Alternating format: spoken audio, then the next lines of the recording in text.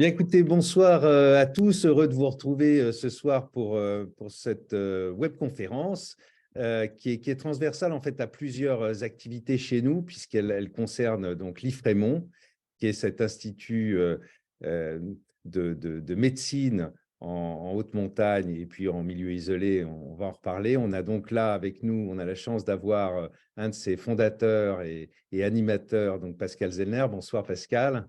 Bonsoir Eric. Merci beaucoup d'être avec nous ce soir. Donc, tu me préciseras un peu quel est ton métier, mais donc tu es médecin urgentiste, donc tu as beaucoup de travail et c'est vraiment sympa d'avoir trouvé le temps de passer cette petite heure avec nous.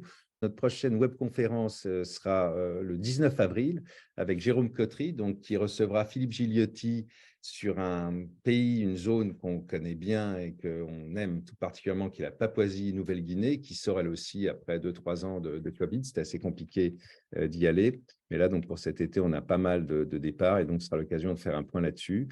Donc ça, ce sera le 19 avril avec Jérôme et Philippe. Et puis le 17 mai, c'est donc Renaud Fulconis qui nous parlera là aussi d'une bonne nouvelle, puisque nous allons repartir au Congo, Congo-Brazza, donc chez El Congo, qui est ce sanctuaire en fait pour la biodiversité et pour les chimpanzés. Donc Renaud vous parlera à la fois de ce lieu, pour ceux qui ne le connaissent pas, et puis donc des projets qu'on a avec eux. Voilà.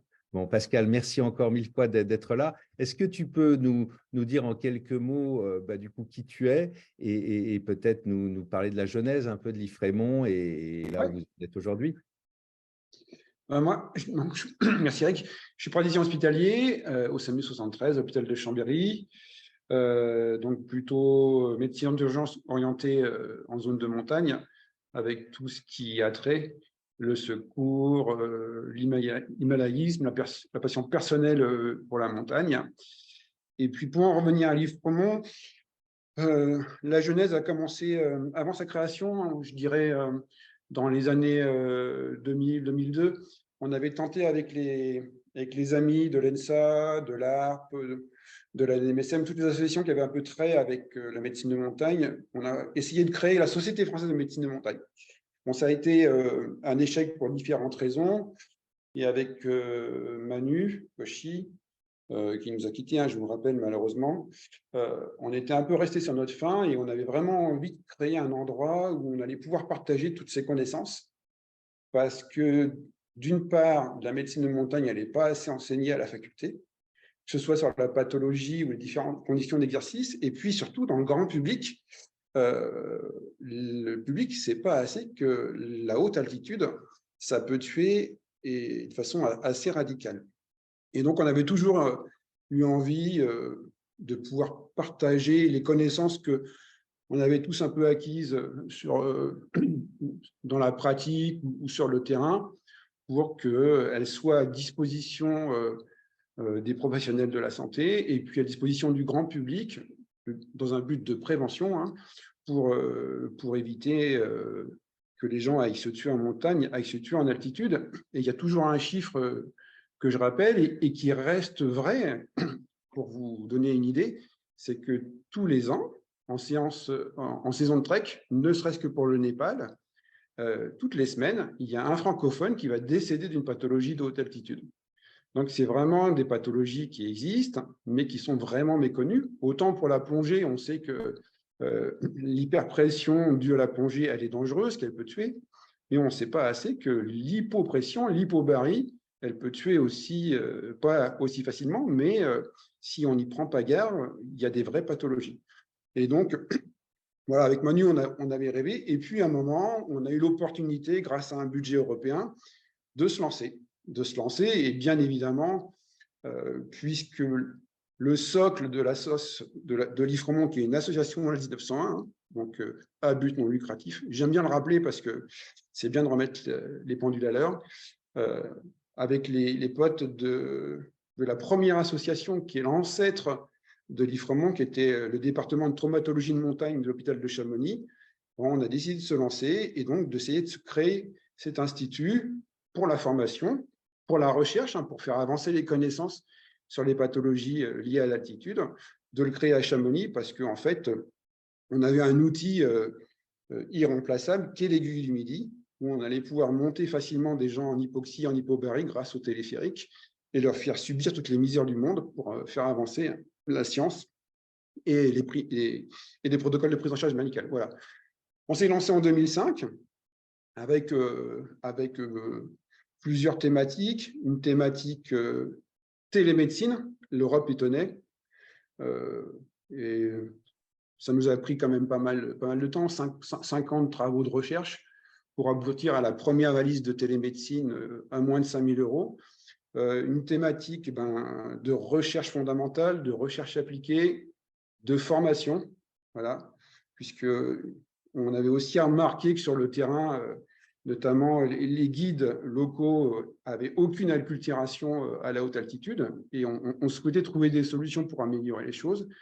Et puis sur une idée plutôt de Jérôme Moracchioli, on s'était dit qu'il fallait aussi qu'on crée un call center de détresse pour les potes qui partaient en expé. Et ça a été la jeunesse d'SOS MAM. Ça nous aura pris quand même presque 8 ans pour créer SOS MAM. On pourra en reparler avec Eric. Voilà. Et le budget Livre Romand, c'est de l'autofinancement pour 50%. C'est des fonds européens pour les autres 50%. Voilà. Le noyau médical et puis paramédical et puis scientifique et bénévole. Voilà, c'est-à-dire que c'est des choses qu'on fait en plus de notre travail. On est quasiment tous issus du monde de l'hôpital, hein, surtout les médecins, tous des praticiens, et on fait ça par passion, et on n'est pas quand même peu fiers de ce qu'on a arrivé à faire avec cette petite fourmi. Voilà. Il y a de quoi, absolument. En termes d'équipe, aujourd'hui, vous êtes une équipe de quoi? D'une petite dizaine de personnes, peut-être? Oui, on est un noyau de 10 médecins, et on a la particularité en fait, de pouvoir grossir très vite, qu'on on a des projets qui demandent beaucoup de personnes. Donc, ce noyau, il est bénévole. Hein, c'est ceux que vous allez rencontrer à Chamonix quand vous venez en formation à Chamonix. Voilà. Et voilà, ces formations, elles nous servent à financer les projets de recherche, à financer aussi les projets humanitaires, puisque avec mon ami Dawad Akshay Sharpa, on gère un dispensaire, un hôpital et une maison de retraite pour personnes âgées dans le Kumbu. On aimerait faire plus, mais je trouve que c'est déjà pas mal. Et puis ensuite, on va embaucher des PhD, d'autres médecins pour pouvoir réaliser les manips à l'Aiguille du Midi, réaliser les différents programmes de recherche. Voilà. Et vous êtes actif alors dans quelle zone dans le monde entier? Mais il y a principalement 2 endroits où moi je vous situe bien, qui sont la Tanzanie avec le Kili et puis le Népal. Alors, on a la chance de pouvoir aller former, parce que je crois que c'est une chance, hein, c'est un vrai partage, dans tous les endroits où les Européens vont voyager. Donc, comme tu l'as dit, Eric, le Népal, mais plus largement l'Himalaya, la Tanzanie, avec un gros morceau qu'est le Kilimandjaro, qui pour nous, pour SOS MAM, nous apporte énormément de travail. Et puis également en Amérique du Sud. Alors, on y va moins que en Asie, en Himalaya. Et puis, on a déjà fait un petit peu d'Afrique, à côté de la Tanzanie. On a fait l'Éthiopie quand c'était réouvert. On a fait une fois l'Iran quand ça s'était réouvert. Et donc, à chaque fois, lorsqu'il y a besoin d'aller former les guides locaux, les médecins y vont bénévolement, et c'est grâce au soutien des tours opérateurs, comme Secret Planet, on peut justement former ces guides sur le terrain pour améliorer la prise en charge des gens qui vont aller découvrir ces endroits avec plus de sécurité. Donc c'est les formations aux guides locaux, ce que tu disais là, et puis il y a les formations que vous faites à Chamonix sur… Alors, les formations qui sont faites à Chamonix, en fait, elles sont ouvertes à tout pratiquant des sports outdoor, qui plus est en altitude. Et en fait, on essaye de vous transmettre un peu les recettes de cuisine, comment se débrouiller sur le terrain, avec ou sans télémédecine, avec ou sans un gentil médecin de Livre Romand au bout du fil. Et en fait, elles ont un peu tendance à étendre pas les capacités, les pouvoirs des gens qui font de l'événement outdoor, et notamment des professionnels de la montagne. Nous, notre leitmotiv, c'est de leur dire, prenez un petit peu plus dans votre trousse, même dans la trousse à la journée, parce que lorsque vous aurez un médecin au téléphone, notamment le médecin régulateur en France, on pourra nettement améliorer la prise en charge des pathologies sur le terrain. Et puis, cette formation, elle vous sert aussi, et ce n'est pas la seule, hein, puisqu'on reconnaît à peu près maintenant une dizaine de formations dans le monde, elle vous sert aussi à pouvoir vous abonner au service SOS MAM, qui vous donne accès H24, 7 jours sur 7, à un des médecins de l'IFREMont pour vous aider à vous dépatouiller lorsque vous avez des problèmes médicaux sur le terrain. Donc nous, effectivement, on se forme déjà régulièrement parce que mine de rien, que le temps passe, c'est un peu comme la projection en glacier et autres, et puis les réflexes se perdent et c'est toujours bon de se refaire une petite une passe. C'est passionnant, bon, inutile de le rappeler, mais on va en parler. Là, on va rentrer un petit peu dans le dur, justement, de ce que sont les pathologies de la haute altitude, et puis peut-être qu'on abordera une ou deux autres en milieu extrême. Et donc, effectivement, ces formations, pour ceux qui ont la chance de pouvoir aller à Chamonix, c'est 2-3 fois par an. Elles sont sur 2 jours en général, et elles sont absolument exceptionnelles, à la fois théoriques, mais compréhensibles pour le profane. Et puis, on se projette assez bien dans l'univers que l'on va rencontrer en haute montagne. Et donc, on comprend quels sont les conseils qui sont donnés. Il y a un peu de pratique aussi.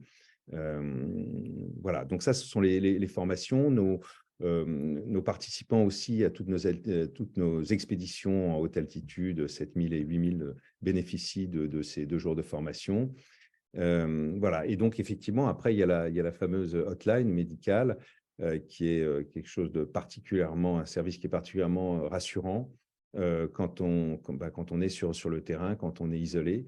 L'idée de pouvoir avoir, alors c'est vrai que c'est plutôt le téléphone satellite qui permet de vous joindre, mais d'avoir le médecin régulateur, c'est ça au bout du fil. Ce qui signifie d'ailleurs au préalable d'avoir effectivement bien monté sa trousse pharmacie pour pouvoir évidemment être capable d'utiliser les bons médicaments dont on a besoin à distance.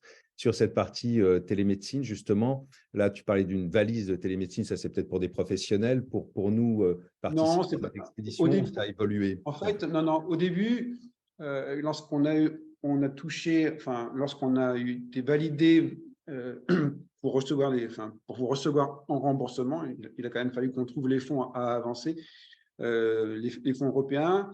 On a dû s'engager sur installer des projets de télémédecine dans 3 refuges du massif, les Cosmiques, les Conscrits et puis le Boutet. Et en fait, à l'époque, Manu et moi, on était vraiment très confiants dans la technologie. Et puis, il s'est avéré que tout ce qu'on a pu essayer, ça ne fonctionnait pas. Donc, on était bien embêtés parce que de toute façon, si on ne trouvait pas qu'on avait essayé au-delà de tester les produits du marché, qui étaient énormes, hein, les valises de télémédecine, elles faisaient 1 mètre par 50. Je me souviens comment les potes, ils ont rigolé de nous voir balader la valise sur l'arête de l'Aiguille du Midi. Voilà. Et donc, on a dû développer une vraie unité de télémédecine. On a embauché des développeurs. Et au bout du compte, on est arrivé à développer cette petite valise toute petite. Je crois que j'ai dû te mettre une photo d'ailleurs, Eric, si tu as le temps de la passer, qui permettait de communiquer n'importe où dans le monde pour pouvoir surtout transmettre le truc le plus important pour le médecin, que le patient ne peut pas décrire lui-même, c'est-à-dire l'électrocardiogramme. Et au bout de 3 ans, 4 ans, on a équipé au final les 3 refuges avec notre solution de télémédecine qui fonctionnait même très bien. On a eu, tout le monde est venu nous voir, TF1, toutes les chaînes pour faire les démos sont venus nous voir au refuge. Voilà. Alors là, vous voyez, c'est la valise étendue parce qu'en plus, on y avait rajouté un échographe pour les médecins. Voilà. Et là, on est à Gokyo, on est à 4800 mètres d'altitude, et au travers de 3 iridiums bidouillés, on arrivait déjà à envoyer des petits bouts d'échographie à Chamonix. Voilà. Donc ça a été un gros travail de recherche. un peu pour ouvrir un peu les portes, pour convaincre les industriels d'y aller, tout en sachant qu'on ne trouvait pas trop de modèle économique. Et il s'est avéré que, effectivement, tous les projets industriels de valises, ils ont à peu près tous capoté, et que maintenant, la valise est devenue smartphone. Et avec un smartphone, on fait aussi bien que notre valise orange sur le terrain. Voilà. On l'a traîné partout avec Manu, que ce soit en Himalaya, en Amérique du Sud, même sur le Marion Dufresne, même au TAF, quand Manu est allé faire la traversée du Mont Ross. On a fait des tests voilà, qui nous ont vraiment placés comme un des leaders mondiaux de la télémédecine en zone enclavée. Mais maintenant, la technologie, elle a fait un tel gap que notre valise, elle est désuète, et heureusement. Mais ça a été très, très amusant de tester tout ça, et puis de forcer un peu la voie aux industriels pour qu'ils nous fassent les outils dont on rêvait. Voilà. Et donc, maintenant, si vous avez un smartphone, avec une bonne connexion Internet ou une bonne connexion Wi-Fi lorsque vous êtes dans un lodge, par exemple, on peut faire de la télémédecine et de la téléconsultation de bonne qualité. On a même, nous, développé une petite application Altidoc que Eric a pu tester normalement. C'était quand tu étais au Manaslu, je crois, ou je ne sais plus, ouais, voilà. Et, mais là, maintenant, la technologie, elle est là, elle permet d'échanger de façon sécurisée des données et même des électrocardiogrammes. Et ça oblige à savoir poser les électrodes, à emporter l'électrocardiogramme Bluetooth qui va se connecter à votre téléphone. C'est un peu compliqué. Mais c'est sûr que parfois, on a des demandes un peu particulières et on peut équiper les équipes avec la totale, y compris l'électrocardiogramme. Voilà. Mais maintenant, la télémédecine, c'est devenu de la routine. Et c'est pour ça que c'est un outil qui est vraiment très intéressant. Puisque nous, au téléphone, qui avons un peu l'habitude de dépatouiller les choses, on va pouvoir faire, dans 60% des cas, un diagnostic. Voilà. Et comme le disait Eric, c'est bien beau que nous, on fasse le diagnostic à distance, mais si vous n'avez pas les médocs sur place pour vous traiter, eh ben, le résultat est le même, l'aventure, elle est terminée. Oui, c'est ça. Le SES-MAM, là, le service dont on parle, effectivement, donc accessible à tout le monde. D'ailleurs, bon, on le propose au-delà des experts à 7000, même pour des qu'on passe en fait d'école au-dessus de 5000. Donc, elle est proposée gratuitement. Et puis, évidemment, vous pouvez vous abonner aussi à titre onéreux auprès de l'IFREMON. On vous propose de le faire pour vous d'un point de vue administratif. Voilà, on est sur des montants qui sont, somme toute, très, très raisonnables, puisqu'on parle d'une cinquantaine d'euros. Oui, c'est ça. Et ça sert uniquement à payer l'infrastructure technique, puisque les médecins, maintenant, 10 médecins bénévoles à assurer la garde. Voilà, les médecins ne sont pas payés. Déjà parce qu'il n'y a pas tant d'appels que ça, heureusement. Et puis, sur un plan administratif, c'est tellement compliqué qu'on a préféré rester bénévole. Et c'est bien plus confortable. Et puis, ça nous permet ensuite d'améliorer encore le service et puis de refinancer nos projets de recherche d'une autre façon. Voilà. Après ce bon petit point sur ce magnifique voilà, projet IFREMON là, que vous avez développé, et je crois qu'on en est tous vraiment reconnaissants du fond du cœur, là, tous ceux qui partent en Himalaya ou ailleurs, mais aussi évidemment les tour opérateurs auxquels vous avez rendu vraiment de nombreux services. On va passer aux pathologies, justement, qui sont les principaux sujets que vous traitez. Bon, il y en a une qui est, c'est pour ça que ça s'appelle SES-MAM, c'est le mal aigu des montagnes. Et puis, on parlera peut-être aussi des gelures, et puis peut-être d'une ou deux autres pathologies qui deviennent en tête comme finalement plus importantes qu'on ne le croit. Enfin, les deux, nous, qu'on a en tête, c'est d'abord le MAM, parce que celui-là, il est mortel, et puis les gelures derrière, parce qu'elles laissent des séquelles parfois terribles. Donc, en quelques mots, enfin, quelques mots, plus quelques phrases, le MAM, c'est quoi? Et comment, bien sûr, eh ben, on peut se préparer à l'éviter. Alors, le MAM, il est directement lié en fait au fait que nos cellules elles vont manquer d'oxygène. Donc en fait, quand vous montez en altitude, la pression baisse, et ça, il faut vraiment l'avoir en tête. C'est vraiment le mécanisme physiopathologique le plus important. Donc la pression baisse, et même si la composition du gaz atmosphérique reste la même, parce qu'il y a moins de pression, eh bien, les molécules d'oxygène, elles vont s'espacer les unes des autres. Et quand vous allez inspirer, eh bien, vous allez naturellement inspirer moins de molécules d'oxygène qu'au niveau de la mer. C'est aussi simple et aussi bête que ça. Et surtout, gardez en tête la baisse de la pression, puisqu'en fait, dans notre organisme, les gaz, ils vont diffuser, quel que soit l'endroit de l'organisme, de façon passive, en suivant les gradients de pression. Donc, c'est bien parce que la pression d'oxygène dans l'alvéole est plus importante que dans le capillaire pulmonaire, que l'oxygène passe de façon passive de l'alvéole au capillaire pulmonaire. Au niveau de nos cellules, c'est exactement la même chose.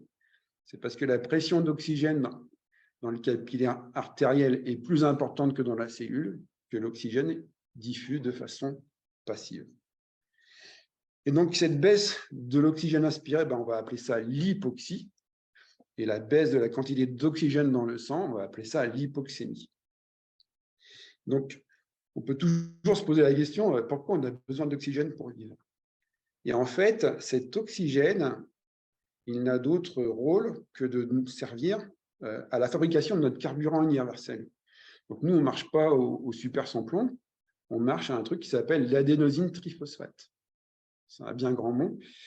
Et en fait, dans toutes nos cellules, on a des petites usines qui vont fabriquer de l'adénosine triphosphate. Et pour le faire, elles ont besoin d'oxygène. Pas d'oxygène, pas de carburant. Ce carburant, cette adénosine triphosphate, elle va servir à plein de choses. Mais à une chose que vous connaissez tous, à pouvoir créer du mouvement, à la contraction musculaire. Mais de façon plus importante, elle va pouvoir servir à faire fonctionner des pompes. Oui, toutes nos cellules, donc dans la membrane des cellules, la petite peau lipidique qui entoure la cellule, il y a des pompes qui sont des pompes actives avec une principale pompe, une pompe qui va faire sortir le sodium et rentrer le potassium. On pourrait se demander, Mère Nature, elle est vraiment bizarre, pourquoi elle fait sortir le sodium et rentrer le potassium? Parce qu'en fait, comme les gaz suivent les gradients de pression, eh bien, les substances dans notre corps vont suivre les gradients de concentration. Et donc, le sodium qui est plus concentré à l'extérieur de la cellule, il va avoir qu'une seule envie, c'est de re-rentrer dans la cellule. Et bien, justement, quand le sodium re-rentre dans la cellule par d'autres canaux, et ben, il fait sortir des ions H+. Et c'est comme ça que la cellule va éliminer l'acidité cellulaire. Et donc, en gros, le carburant sert à bouger, à créer du mouvement, à faire se contracter tout ce qui est fibres musculaires lisses, donc la digestion, la vessie, l'élimination de l'urine, et puis va servir à nos cellules à garder leur équilibre. En équilibrant le sel et le potassium, on va équilibrer la quantité d'eau dans la cellule à l'intérieur et à l'extérieur, et puis la cellule va pouvoir rester à l'équilibre, entre guillemets, avec ses déchets.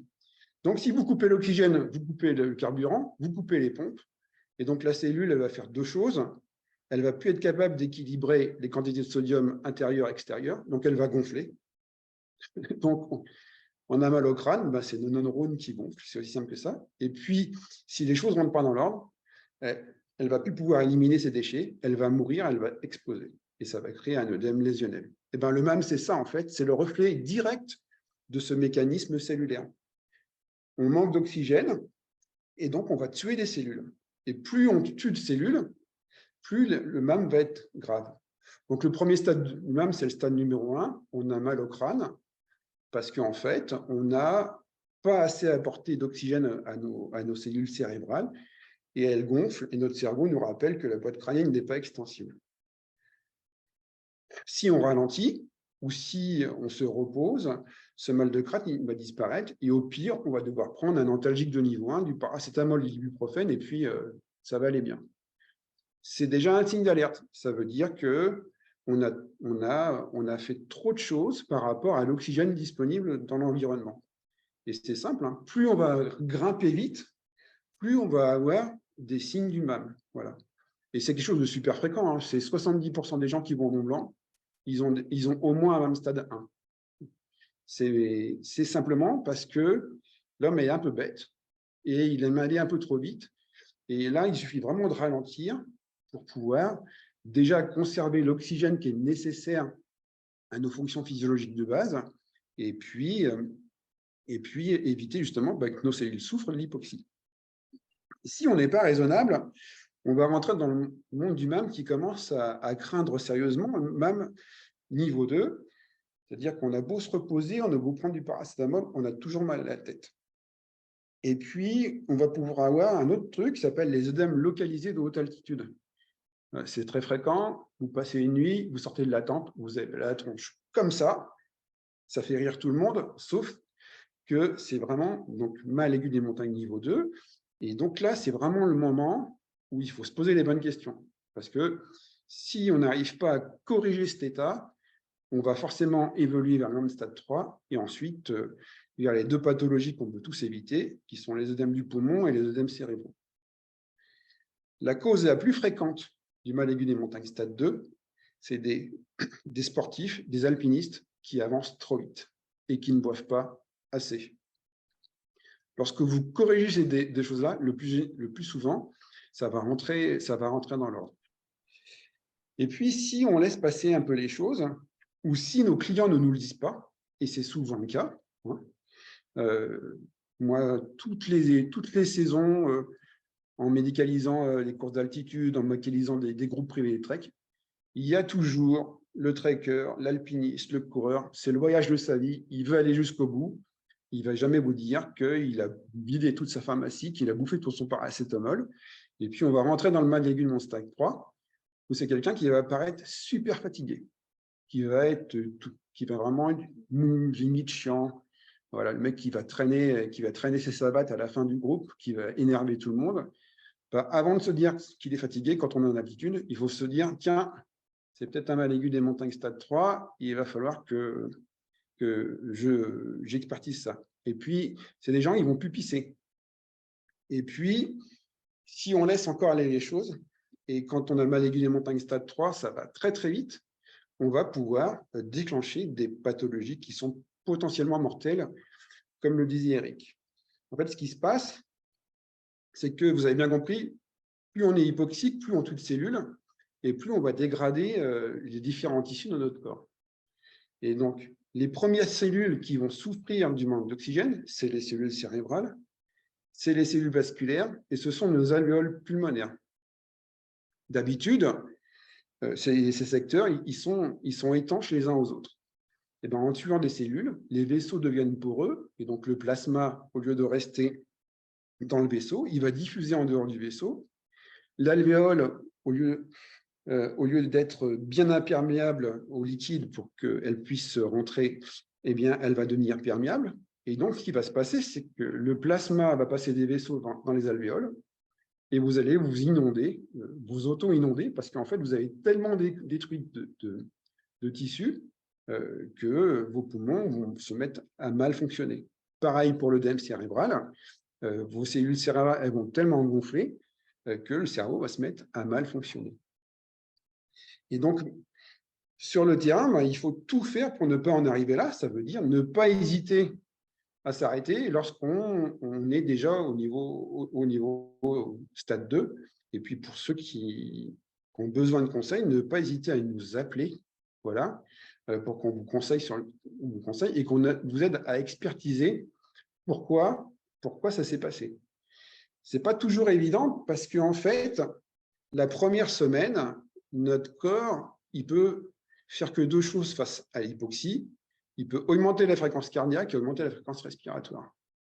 Ça veut dire que la première semaine, quand on va être exposé à l'hypoxie, et c'est vrai dès les 2000 mètres d'altitude, on n'a aucun mécanisme de protection cellulaire. Ça veut dire que notre corps, ce n'est pas du tout encore protégé contre le manque d'oxygène. Et là, c'est vraiment la période de tous les dangers où il faut être très prudent.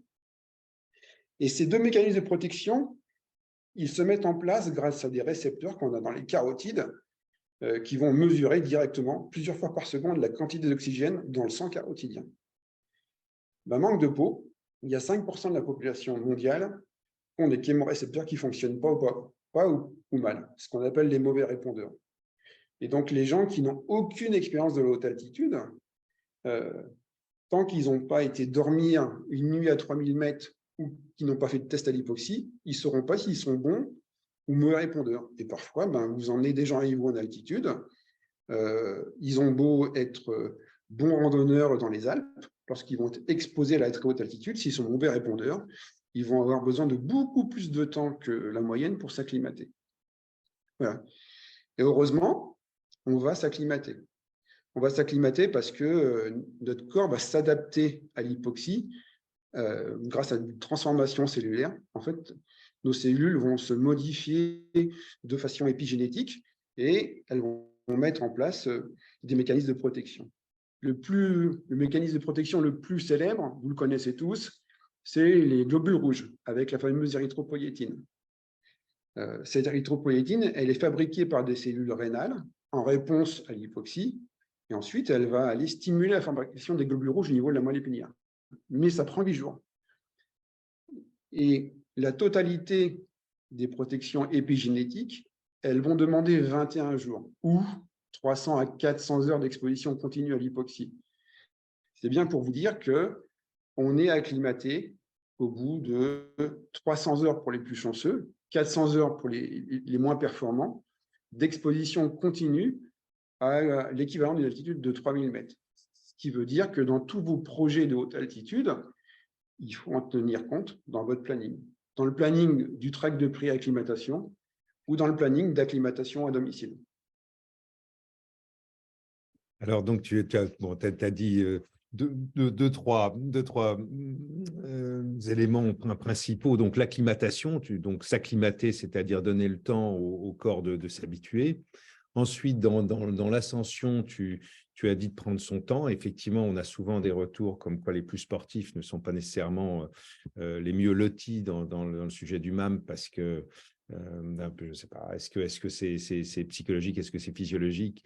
Mais effectivement, l'effort, même s'il est moindre pour eux, de monter rapidement en altitude, fait que le corps n'est pas encore acclimaté. C'est ça. Lorsqu'on est bien entraîné, en fait, notre corps, il est entraîné à supporter un certain seuil de désaturation, donc de manque d'oxygène. C'est-à-dire que quelqu'un de pas entraîné, les voyants vont se mettre au rouge beaucoup plus tôt que quelqu'un qui est entraîné. Mais pour autant, l'hypoxie, elle a la même conséquence cellulaire dans les fonctions physiologiques de base chez quelqu'un d'entraîné et de pas entraîné. Et donc, quelqu'un qui est entraîné, il doit se forcer à aller le plus lentement possible parce que sinon, de toute façon, même si les 3-4 premiers jours, voilà, jusqu'à 3500 mètres, ça va bien se passer, s'il a trop tiré sur la bouteille, le 5e jour, il va déclarer un MAM de façon sûre et certaine. Mais alors, par exemple, sur un Mont Blanc, enfin, pardon, pour terminer, oui, tu parlais donc de s'hydrater. En 2 minutes, peut-être l'hydratation, c'est lié à l'EPO, c'est ça? Alors non, ce n'est pas du tout lié à l'EPO. En fait, ce qui se passe, c'est que lorsqu'on hyperventile, donc en réaction à l'hypoxie, notre cerveau autonome, c'est automatique, heureusement qu'on n'a pas à penser à respirer, va nous faire hyperventiler. Donc, en hyperventilant, en augmentant la fréquence cardiaque, le but, c'est d'essayer d'augmenter la quantité d'oxygène circulant. Mais si on hyperventile pour prendre plus d'oxygène au niveau pulmonaire, on élimine plus de gaz carbonique. Et manque de chance, le gaz carbonique dissous dans le sang, c'est lui qui règle l'acidité sanguine. Et lorsqu'on hyperventile beaucoup, on élimine beaucoup de gaz carbonique, et donc le sang, à un moment, un petit delta, va devenir plutôt basique qu'à l'équilibre. Et ça, notre cerveau, il n'aime pas du tout ça. Il va se mettre à faire des pauses respiratoires pour essayer de rééquilibrer, la quantité de CO2 dissous. Et puis surtout, le rein, lui, en permanence, il va éliminer l'excès de bicarbonate issu du gaz carbonique, justement pour maintenir le pH, l'acidité du plasma, de façon constante. Et le fait de devoir éliminer beaucoup de bicarbonate, ça augmente la diurèse. Et c'est pour ça qu'on pisse beaucoup en altitude, notamment la première semaine. Parce qu'en hyperventile, il faut éliminer les bicarbonates. Et donc, on va pisser beaucoup plus. On pisse beaucoup plus, et donc on a plus de pertes urinaires, et si on ne compense pas les pertes, et ben à un moment, notre rein il va être moins bien perfusé, il va moins bien éliminer les bicarbonates, donc on va moins bien hyperventiler, et donc on va majorer l'hypoxie en fait. Et c'est pour ça qu'il faut se forcer à boire plus, même si on n'a pas envie, pas l'habitude en altitude, parce que de toute façon, en altitude, on a des pertes urinaires qui sont bien plus importantes. Sans parler des autres pertes, notamment liées à la transpiration, parce que le gradient, pareil, peau-atmosphère, est bien plus important en altitude. Et donc, on a aussi des pertes cutanées qui se majorent, des pertes respiratoires qui se majorent. Et donc, le but, c'est vraiment d'avoir un rein qui est bien perfusé, c'est-à-dire que des vaisseaux rénaux qui sont bien remplis. Et pour ça, il faut boire. Et il y a une règle assez fastoche à retenir, c'est au-delà de 3000 mètres, au moins 3 litres. Voilà, 3,3. Et c'est vraiment important. Et lorsque vous êtes en altitude et que votre diurèse est moins importante que sur le plancher des vaches, bien, il faut vous dire que ça, c'est un signe de pas bonne acclimatation. Donc, tu as parlé de prendre son temps, on a compris, d'hydratation. Sur l'acclimatation, une question. Tu dis c'est à partir de 8 jours que les fonctions physiologiques permettent de commencer à construire cette acclimatation d'une certaine manière par les cellules. Ça veut dire que quand on fait un Mont Blanc, on n'a pas le temps de s'acclimater. C'est un peu comme si on y allait en… Bah oui, c'est sûr. Alors, tout dépend. Enfin, on peut faire un Mont Blanc voilà, en fin de saison, lorsqu'on a bien traîné sa bosse tous les week-ends en montagne. Donc, on a déjà une pré-acclimatation qui ne sera pas l'acclimatation à 4000 mètres, mais qui sera bien. Mais aussi, si on vient de la plaine, entre guillemets, ben moi, toujours ce que je conseille pour faire un Mont Blanc, c'est pas de se prendre un week-end, c'est de se prendre 2 week-ends. Et donc, ça va demander de toute façon une dizaine de jours pour le vivre sereinement. Le but, c'est d'arriver au sommet, pas en dégueulant tripes et boyaux, mais en pouvant en profiter. Parce que le week-end d'avant, on va essayer de faire des petites randos, des nuits à 3000 pour justement déjà lancer la fabrication de globules rouges.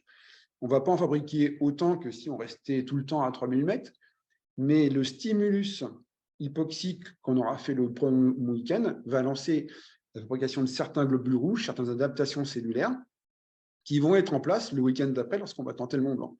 Et on va le vivre de façon bien plus confortable. Voilà. C'est pour ça aussi que si vous pouvez prendre votre temps, alors après maintenant les choses elles sont un peu, les dés sont un peu remélangés hein, avec l'évolution de la voie normale, mais c'est bien de le faire en 3 jours, moi je trouve. Voilà. La première fois en allant dormir à tête rousse, puis au goûter, puis en faisant le sommet, c'est bien plus progressif. Et notre corps, il aura moins de stress hypoxique à gérer, en fait. Voilà. Et voilà, pour un Mont Blanc, c'est bien de prévoir du stimulus hypoxique le week-end d'avant. Et ça permet d'arriver pour faire la course avec des adaptations cellulaires qui sont déjà en place. Et c'est le même principe pour tous les sommets. Voilà, votre premier 4000, si le week-end d'avant, vous pouvez faire un petit 3000 ou une petite 2 nuits en refuge à 3000, vous allez le vivre de façon bien plus confortable que sans cette préparation. Parce que donc ça lance le processus d'acclimatation 8 jours avant. Du coup, Voilà. En fait, tous les processus d'acclimatation épigénétique, une fois qu'ils sont lancés, on ne peut pas les arrêter. C'est-à-dire que le stress hypoxique va entraîner une cascade de réactions. Cette cascade de réactions, elle va améliorer notre corps et le protéger contre l'hypoxie.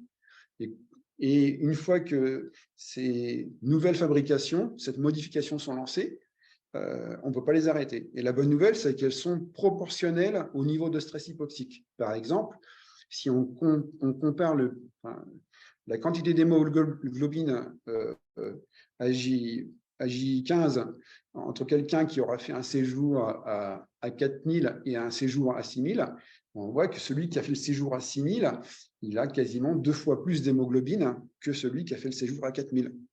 Et c'est parce qu'il a eu à gérer un stress hypoxique plus important. Bon, donc on voit qu'effectivement, si on monte trop vite, si on n'est pas acclimaté, si on ne boit pas assez, on a des problèmes. On a parlé de stade 1, stade 2, stade 3. Alors, si jamais on est face à cette situation d'urgence, c'est-à-dire à partir du stade 2, quels sont les remèdes? Le stade 2, c'est surtout de comprendre pourquoi on en est arrivé là. Comme je disais, les 2 causes les plus fréquentes, c'est qu'on est allé trop vite, on n'a pas assez bu. Ça veut dire que soit on s'accorde un jour de repos supplémentaire, ce qui est possible en expé, hein, ce qui n'est pas possible en trek, puisqu'il y a un programme qui est incontournable, soit le lendemain, on diminue par 2 sa vitesse et on essaye de boire plus. Si les choses rentrent dans l'ordre, ben c'est qu'on a redonné à notre physiologie les moyens pour s'adapter. Si elle ne rentre pas dans l'ordre, c'est qu'il y a autre chose. C'est peut-être qu'on est mauvais répondeur et qu'on ne le savait pas, ou c'est peut-être qu'on est en train d'installer une virose, une petite pathologie ORL. Voilà. Un simple mot sur les viroses.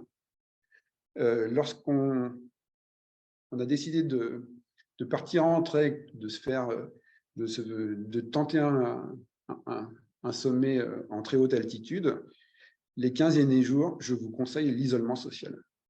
C'est-à-dire qu'on ne va pas en très haute altitude avec la grippe.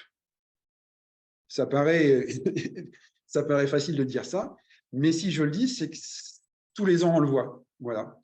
Il y a des gens qui arrivent à Katmandou, ils sont malades. Ils sont malades, ils ne vont pas le dire. Voilà. Et les premiers jours, on va très vite s'apercevoir que du fait de la virose, eh ben, ils n'ont pas les capacités physiologiques pour s'adapter à l'altitude. On ne peut pas et se défendre contre un virus et s'acclimater. Ce n'est pas possible. Ça, c'est vrai aussi pour la nourriture, d'ailleurs, à Katmandou. Il faut faire attention, évidemment, sur les premiers jours avant de partir en trek, puis en expédition. Oui, c'est sûr. Il faut faire attention. Et c'est vraiment important d'arriver le plus reposé possible et puis le moins malade possible. C'est pour ça que moi, j'ai toujours mon petit masque dans l'avion et dans les différents aéroports parce que quand on a mis 3500 balles, 5000 balles dans un voyage, eh ben, ce n'est pas grand-chose de faire gaffe à ça plutôt que d'arriver les premiers jours puis de rentrer tout de suite à la maison parce que de toute façon, on ne va pas s'acclimater. Sur une expé, c'est plus gérable parce qu'on peut faire des pauses, on peut attendre avant de remonter. Sur un trek, ce n'est pas gérable du tout. C'est clair. Alors donc, effectivement, face à l'œdème, enfin face donc vraiment à une phase qui commence à devenir très compliquée, en fait, il y a il y a une seule possibilité finalement, c'est de redescendre. On est d'accord, ça règle quasi instantanément le. Exactement. Exactement. C'est de redescendre simplement en corrigeant la pression, redonner de l'oxygène à notre corps. Et on s'aperçoit que de descendre de 400-500 mètres, souvent, ça suffit à améliorer transitoirement les choses. C'est vous dire si notre corps, c'est quand même une formidable machine parce que voilà, en descendant de 500 mètres, on ne gagne pas beaucoup de pression d'oxygène, mais c'est suffisant à nos cellules pour commencer à se réparer tout de suite. Et c'est vraiment, vraiment dingue. Si on ne peut pas redescendre, il faudra mettre le patient dans le caisson. Le but du caisson, il est simple, c'est d'augmenter la pression. En augmentant la pression, on augmente le gradient de pression entre l'alvéole et le capillaire, et donc on va redonner plus d'oxygène au patient qui sera dans le caisson. Et c'est pour ça que si parmi vous, il y en a qui emmènent des groupes en haute altitude, vous devez avoir un caisson. Et à mon sens, c'est même opposable sur un plan légal. Là, c'est une petite histoire qui est drôle et pas drôle. Ici, pour ceux qui reconnaissent, je crois qu'on est au pied de Chola, donc le col après Gokyo qui va sur l'Obuché. Et pour la petite histoire, il y a quelqu'un dans le caisson, vous voyez, il y a la vapeur d'eau. Je ne dirais pas qui, mais c'est une personne qui avait dit, qui était arrivée directement à Namché, qui avait dit à Dawa, j'arrive à Namché. Et puis, ça n'a pas loupé. Quand on ne monte pas à 4008 comme ça, sans acclimatation, le premier jour, il a passé le Renjo plutôt bien, mais plutôt très, très vite. Et le deuxième jour, il n'a jamais passé Chola. Voilà. Et puis, comme tous les coureurs étaient formés, ils ont pu le mettre dans le caisson avant que j'arrive sur place. Et ce patient, il a fait un vrai œdème cérébral avec un coma. Donc, on l'a mis dans le caisson dans le coma. On l'a ressorti au bout d'une heure du caisson. Pour la petite information, la séance de caisson, c'est toujours 1 heure. Et ensuite, on a commencé à rebrousser chemin. Et entre cet endroit-là et puis l'endroit pour redescendre sur le Dreknat, il y a 150 mètres de dénivelé positif. eh ben, on a mis plusieurs heures, tellement il était cramé, et une autre séance de questions pour le faire remonter les 150 mètres de l'idée positive. Ensuite, lorsqu'on fait un œdème cérébral comme ça, on va mettre entre 6 à 8 mois à s'en remettre. Et donc, c'est pour ça que, voilà, quand on emmène un groupe en altitude, en très haute altitude, il vous faut avoir un caisson, parce que c'est ce qui va sauver votre patient. Voilà. Et le but, avant d'en arriver là, il faut vraiment qu'en tant que professionnel de la santé, ou même en tant qu'amateur éclairé qui emmenait des gens en haute altitude, et vous serez reconnu comme responsable en tant qu'amateur éclairé par la législation française, eh bien, il vous faut surveiller le groupe. Il faut surveiller tous ces petits signes qui peuvent apparaître.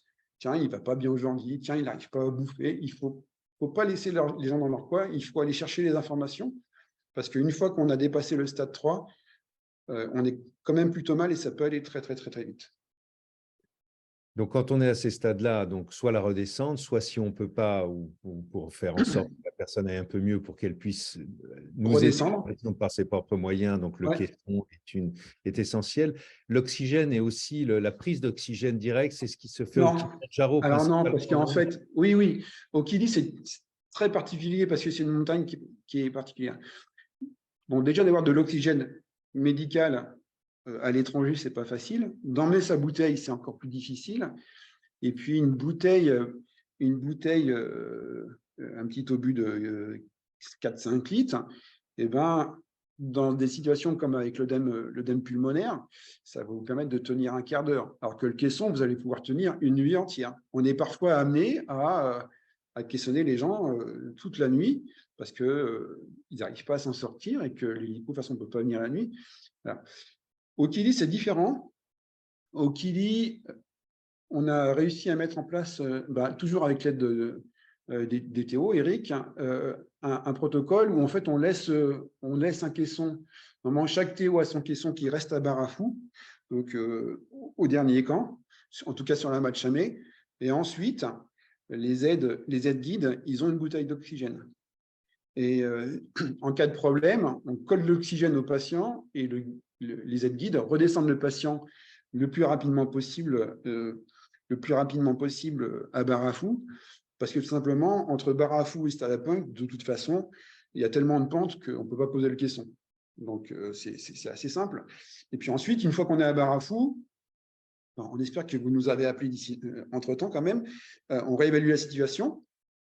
Soit il est capable de descendre à pied, on poursuit la descente à pied, soit il n'est pas capable, ou elle n'est pas capable, et on met le patient dans le caisson, on se donne 1 heure, on le ressort au bout d'1 heure, et puis on voit si le patient est capable de descendre ou pas. S'il est capable, on descend avec le patient et le caisson, parce que les choses peuvent se redégrader tant qu'on n'est pas en dessous de 3000 mètres.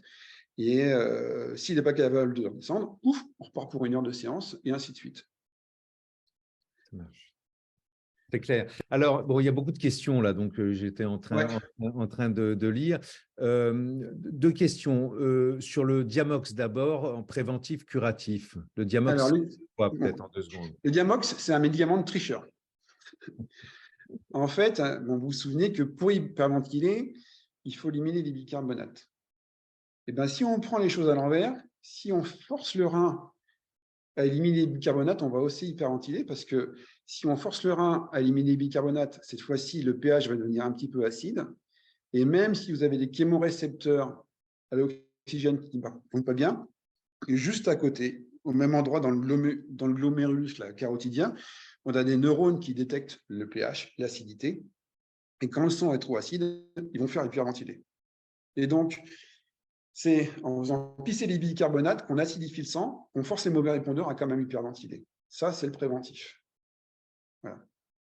Et le curatif, c'est exactement le même mécanisme, mais on l'utilise en curatif parce qu'on s'aperçoit que le patient, il hyperventile pas assez.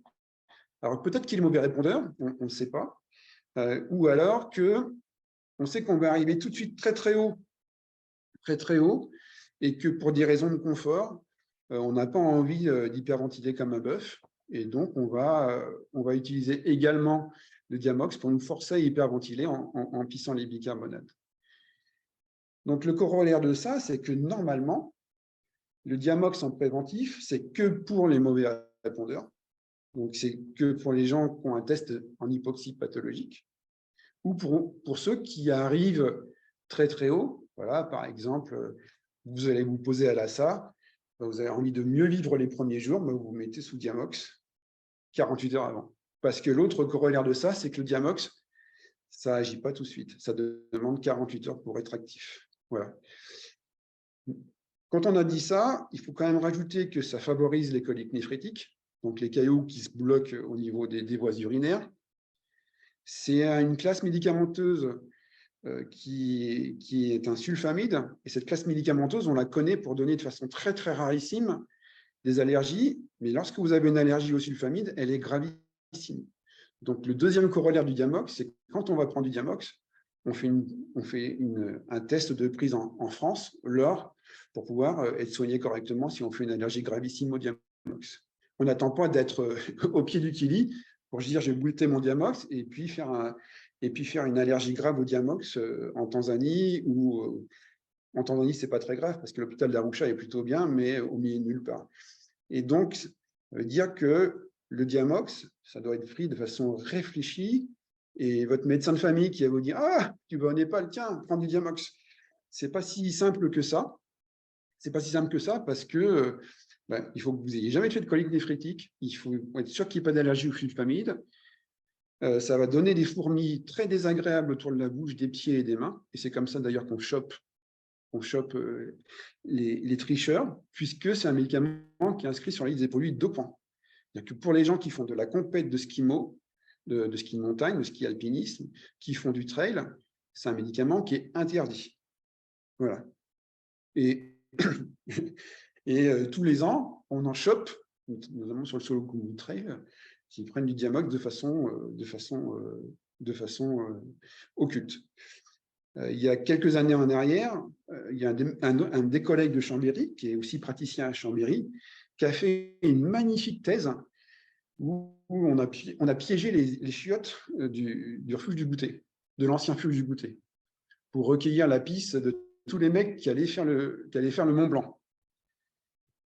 Et ben, les chiffres, ils parlent d'eux-mêmes. Hein. Voilà. C'est-à-dire qu'il y a plein de gars, je ne vous dirai pas le pourcentage, qui prennent du Diamox, qui prennent du Viagra, parce que le Viagra favorise aussi l'oxygénation, qui prennent des corticoïdes, et vous vous dites, merde, quand même, se doper pour aller faire un sommet comme ça, c'est débile. C'est vous dire si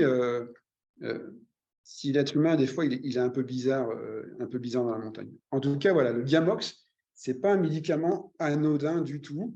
Et en plus, dernier point, il peut donner des hypokaliémies, donc des pertes de potassium lorsque vous en prenez trop. Et la complication de l'hypokaliémie, c'est l'arrêt cardiaque.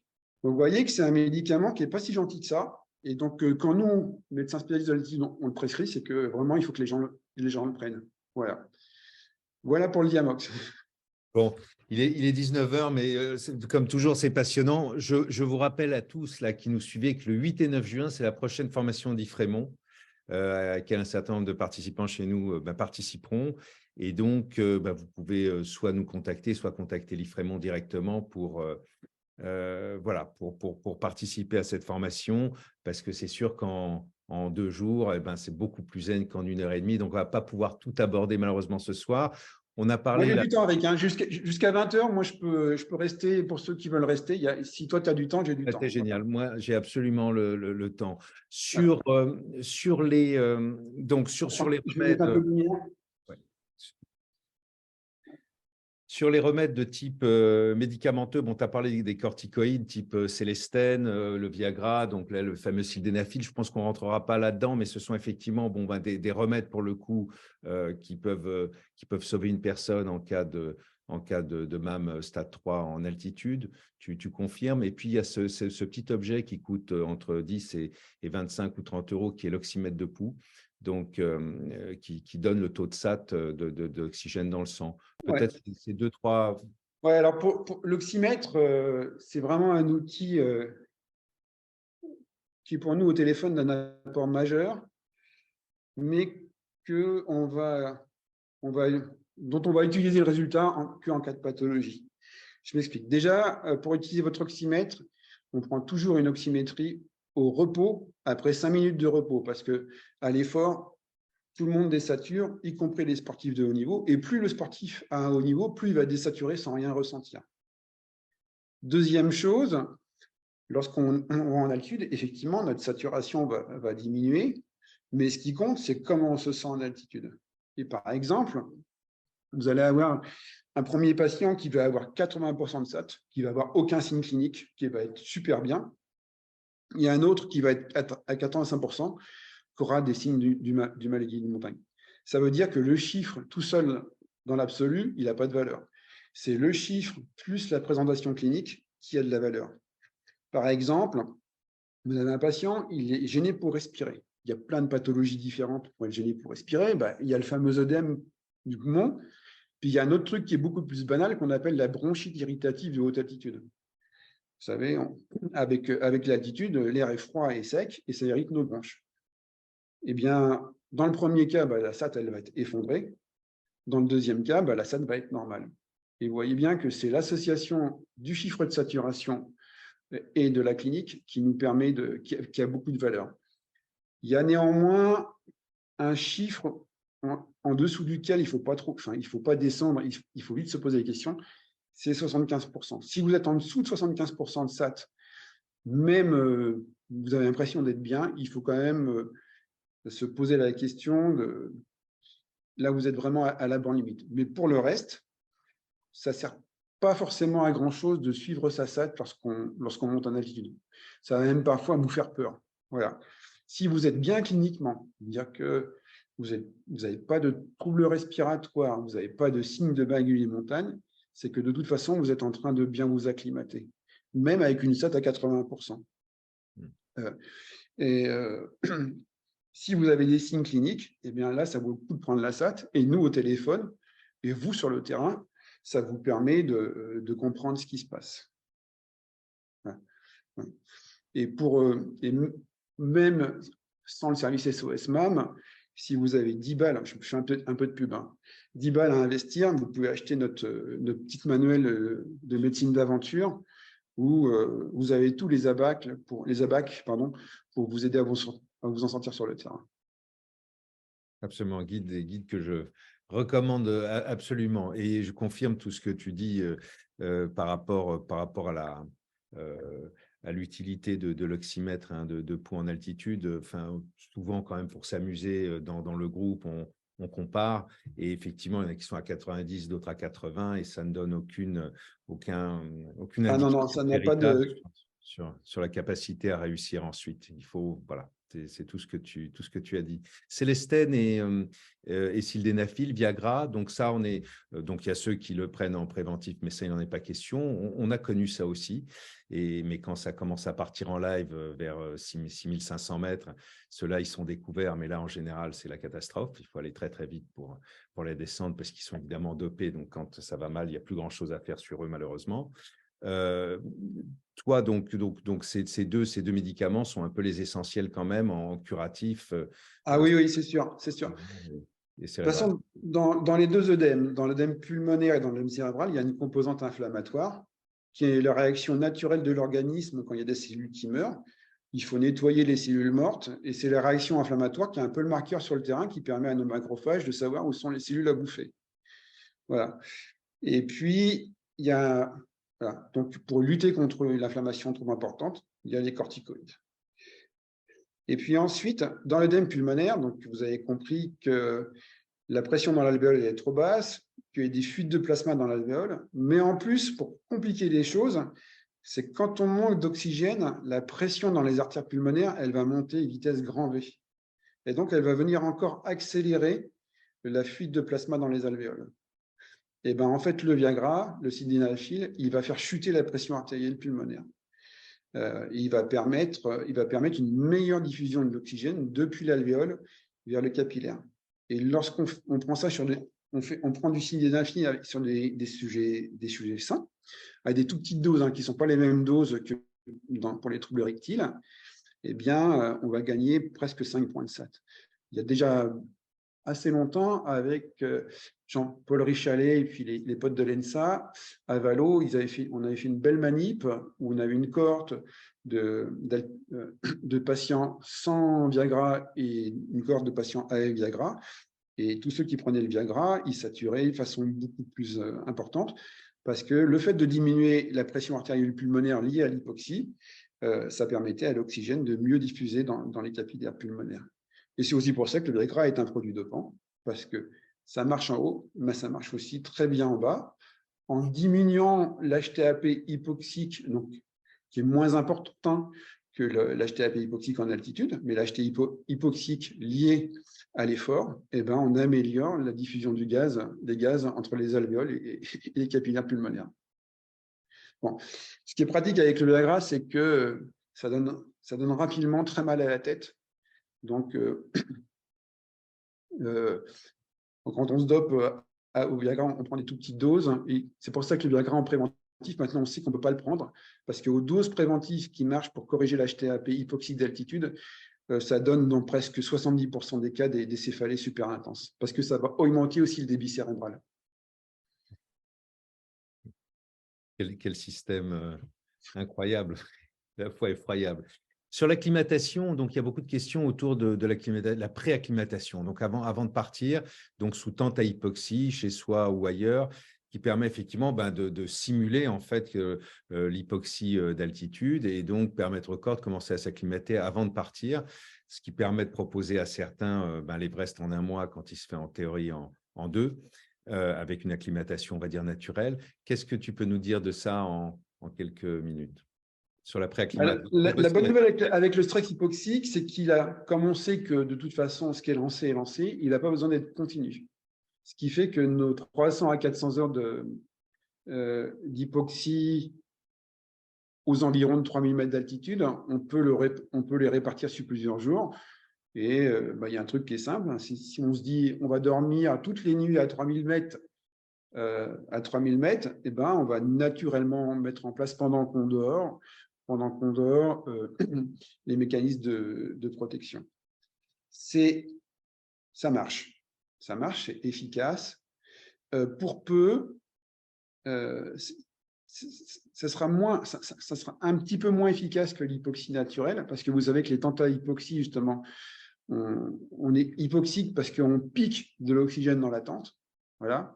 C'est-à-dire qu'on va prendre un compresseur qui va venir aspirer l'air dans la tente et puis réinjecter de l'air qui va être appauvri en oxygène. Mais la pression, c'est la pression de l'endroit où on est. Il n'y a pas d'hypobarie. Donc, là, on modifie en fait la composition du gaz qu'on respire. On ne touche pas à la pression. Il y a certaines salles, comme Sport et Altitude à Genève, par exemple, comme d'autres salles en France, où là, il y a des salles il y a des endroits où il y a des salles hypobariques, mais c'est extrêmement compliqué et c'est extrêmement onéreux. Bon, la bonne nouvelle, c'est que l'hypoxie normobarique, ça permet de préparer nos cellules à l'hypoxie. Voilà. Ça sera un petit peu moins efficace. Et pour le rendre efficace, en tout cas, si vous avez des objectifs de très haute altitude, je dirais au-delà de 6000, ce qui est bien, c'est aussi de faire des séances de haute intensité en hypoxie. Pour faire tout ça, il faut être sûr que votre corps va bien et notamment que vous n'avez pas de pathologie coronarienne ou de contre-indication cardiaque à l'exposition à l'hypoxie. De dormir en tente à hypoxie, c'est comme l'acclimatation naturelle, ça a un coût physiologique, ça veut dire que ça va vous crever. Hein, c'est important parce que notre corps, pour fabriquer les globules rouges, pour fabriquer les nouvelles cellules, il va consommer de l'ATP, puis il va consommer vos ressources, le fer, les vitamines. Donc, ça impose, pareil, d'avoir une alimentation bien équilibrée, d'être au top vis-à-vis des carences vitaminiques.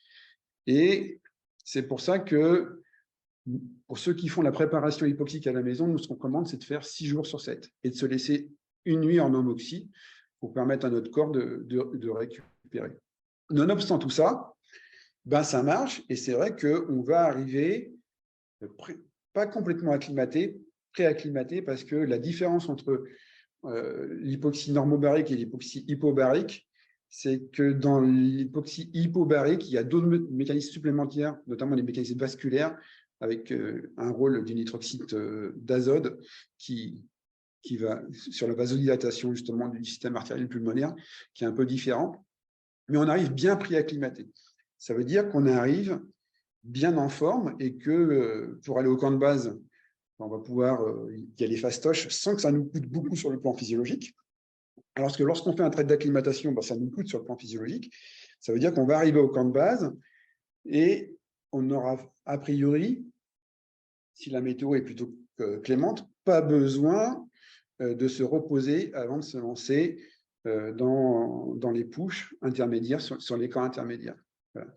Et ce qui est vraiment important, et ce qui est crucial, si parmi vous, il y en a qui veulent sommiter à plus de 8000, ou même, je dirais, à plus de 7005, c'est que pour les 8000, il faut faire ces pushes au camp sans oxygène, si possible jusqu'à 7000, 7500 mètres d'altitude. Et pour les projets entre 6500 et 7000, il faut faire ces pushes en oxygène jusqu'à 5500, 6000 mètres d'altitude. C'est vraiment important.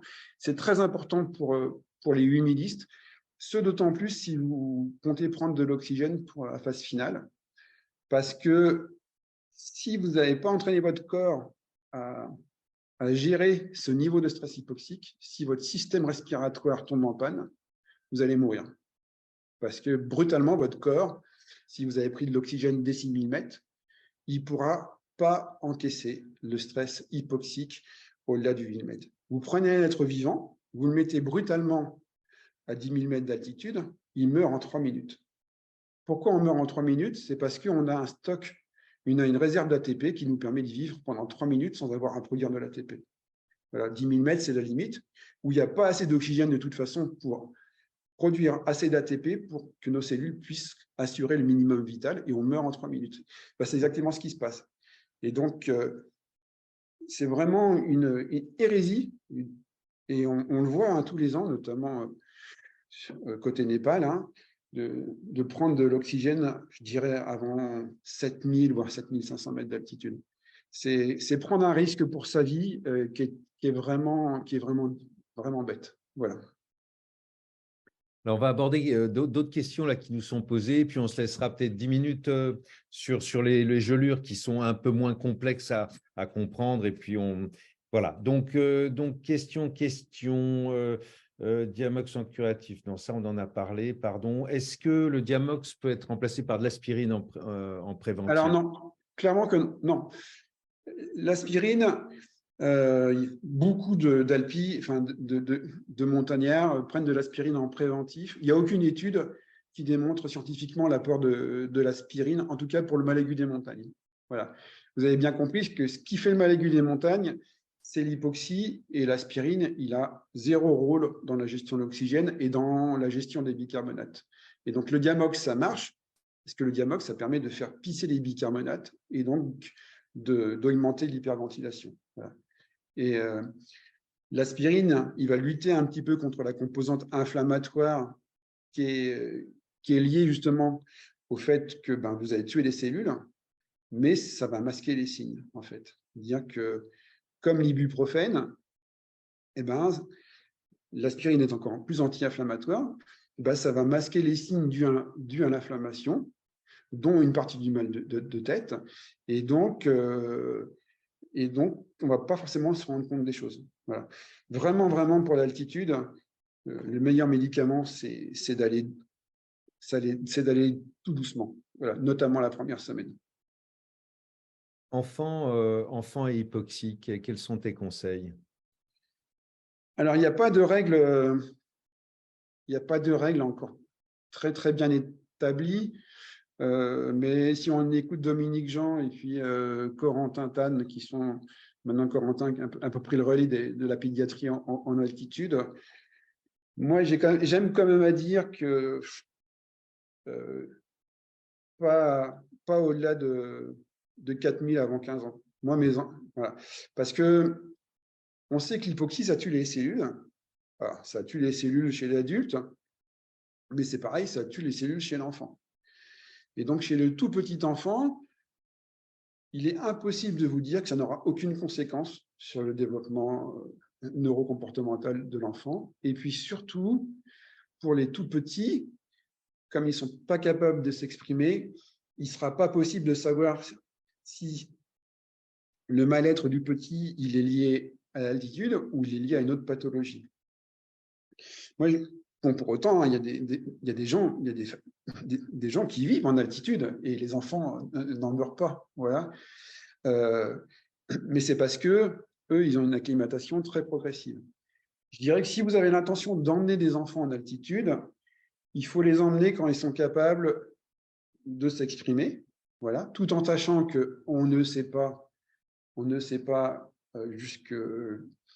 jusqu'à l'âge de 14-15 ans, tant que le cerveau est en plein développement, on ne sait pas ce que ça fait. Voilà. Mais il faut qu'ils puissent s'exprimer.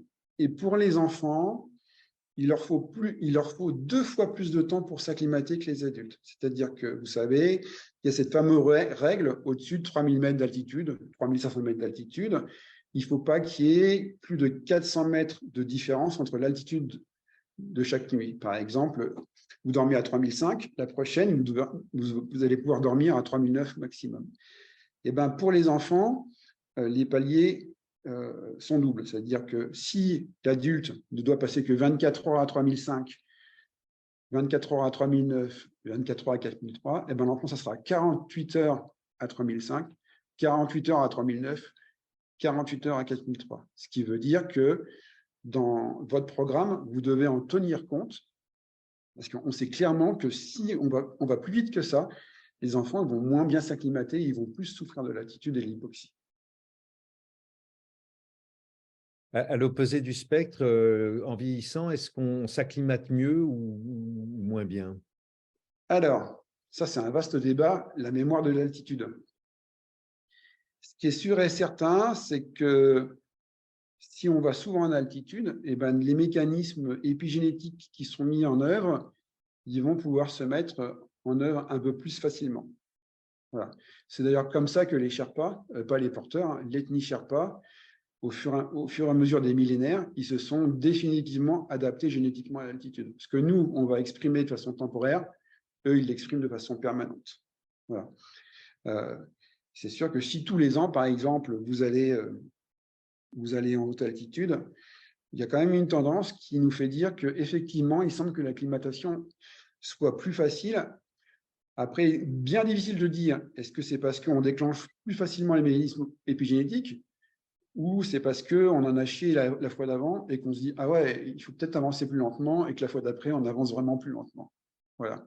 Mais en tout cas, c'est sûr qu'il y a des choses encore à trouver là-dessus, mais qu'on a quand même l'impression que cette épigénétique, elle se met plus facilement à fonctionner lorsqu'on y va plus souvent. Pourquoi est-ce que tout se dégrade pendant la nuit quand on est en haute altitude? Enfin, c'est l'impression qu'on a. Est-ce que c'est Alors, validé? tout ne se dégrade pas pendant la nuit, en fait. Tout se dégrade pendant la nuit si, à l'endroit où on va dormir, on n'a pas de quoi payer la dette en hypoxie. C'est-à-dire que le soir, lorsque vous arrivez au camp, d'avancer, de vivre, ça vous a coûté une certaine quantité d'oxygène. En fait, ce qui se passe, c'est que lorsque vous prenez un sujet, que vous le laissez au repos, il va consommer une certaine quantité d'oxygène. Cette quantité d'oxygène, c'est la quantité minimale nécessaire pour assurer les fonctions vitales. Lorsqu'on va faire un effort, on voit naturellement que la consommation d'oxygène, elle monte. Et puis au début, on pensait que lorsqu'on coupait l'effort, la consommation d'oxygène allait retourner à la consommation de base. Eh ben, on s'est aperçu qu'après l'effort, la consommation, elle retournait pas immédiatement à la consommation de base. Et c'est en fait que nos cellules avaient besoin de temps et d'oxygène pour retourner à l'équilibre. Donc, pour pouvoir bien récupérer la nuit, il faut être sûr qu'on ait suffisamment d'oxygène pour pouvoir permettre à nos cellules de retourner à l'équilibre. Donc, lorsqu'on fait des choses en altitude, mais que le soir, on va récupérer en normoxie, il n'y a pas de souci. Le problème de haute altitude, c'est que souvent, on ne récupère pas en normoxie. Et c'est pour ça qu'on a un peu, de façon expérimentale, on s'est aperçu qu'il ne fallait pas qu'il y ait plus que 400 mètres de dénivelé positif entre chaque nuit si on voulait avoir une chance de pouvoir avoir suffisamment d'oxygène pour payer cette fameuse dette en oxygène. Si la dette en oxygène est trop importante par rapport à la quantité d'oxygène qu'on va pouvoir respirer pendant la nuit, et bien le matin, quand on va se réveiller, on n'aura pas payé la dette en oxygène. Donc, on n'aura pas réparé toutes nos cellules. Ça, c'est la première chose. Donc, on va recommencer la journée avec un corps qui est potentiellement dégradé. Et puis, la nuit, le fait de dormir, d'avoir des phases de sommeil paradoxal et des phases de sommeil profond, surtout paradoxal, pendant le sommeil paradoxal, notre cerveau ne fonctionne pas du tout de la même manière.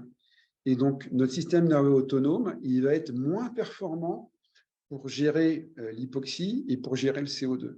C'est pour ça que le matin, lorsqu'on se réveille, c'est le moment où on est le plus hypoxique et le plus hypercapnique.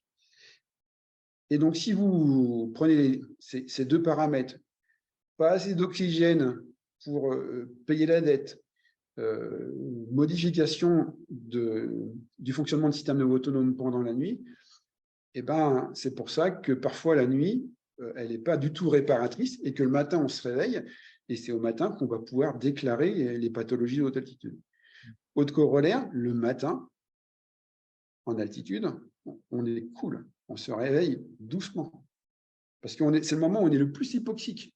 Donc là, le moindre effort va avoir un coût qui va être du double, voire du triple de l'effort une fois que notre cerveau autonome va s'être réactivé. Donc, on ne pique pas un sprint pour sortir de la tente en haute altitude. Voilà. On prend le temps de se lever correctement, on prend le temps de boire du thé, justement pour que notre système autonome il ait le temps de rééquilibrer les niveaux d'hypoxie. Voilà. Et donc, c'est pour ça que la modération, la journée, elle est vraiment importante parce que le but, en tout cas, c'est d'arriver. Enfin, le but, sans parler des pushs, c'est d'arriver au camp de base avec zéro dette hypoxique. Parce que si déjà au camp de base, on a une dette hypoxique, eh ben, les pushs intermédiaires et le push summit, ils vont moins bien se passer, c'est sûr. Merci Pascal. Bon, je pense qu'on va s'arrêter sur le sujet du MAM. Ça pourrait être infini, il y a encore pas mal de questions.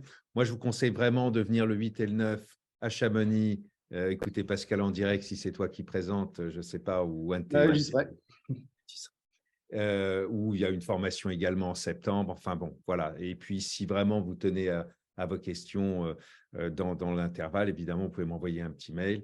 Je transmettrai à Pascal ou je vous enverrai les informations si je les ai.